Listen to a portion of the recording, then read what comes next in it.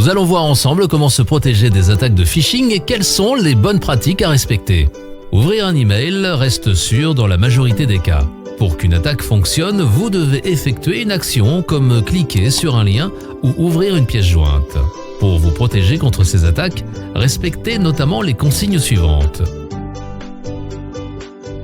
Si le mail contient un lien sur lequel il vous est demandé de cliquer, pointez votre souris dessus sans cliquer. Une infobulle ou une information en bas de votre client messagerie vous donnera la véritable destination où vous serez dirigé si vous cliquez. Si cette destination est différente de ce qui est indiqué dans le mail, alors il y a de fortes chances que le mail soit frauduleux. Au lieu de cliquer sur le lien, préférez le recopier dans votre barre de navigation, ainsi la destination correspondra bien au texte que vous lisez. Méfiez-vous des pièces jointes. N'ouvrez que celles que vous attendez ou vérifiez auprès du correspondant que vous connaissez qu'il s'agit bien d'un envoi de sa part. Attention au sentiment d'urgence. Si dans le mail on vous presse de réaliser une action de façon immédiate et urgente, méfiez-vous. Il s'agit d'une technique fréquente destinée à vous faire commettre des erreurs. Examinez l'orthographe employée dans l'email.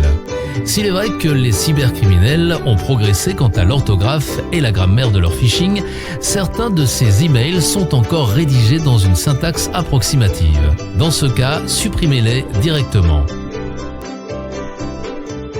Vérifiez scrupuleusement l'émetteur du message. Il suffit parfois d'une seule lettre de différence pour vous tromper. Le nom de domaine peut aussi être ressemblant, mais comporter des différences. Enfin, si vous recevez un mail qui semble suspicieux de quelqu'un que vous connaissez, n'hésitez pas à l'appeler pour obtenir confirmation. Il s'agit avant tout de faire preuve de bon sens.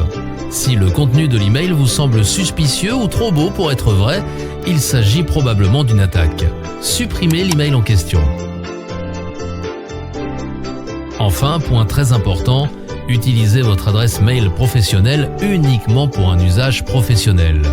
Le non-respect de cette règle augmente très fortement la probabilité que cette adresse soit récupérée et utilisée pour des opérations de phishing. À bientôt.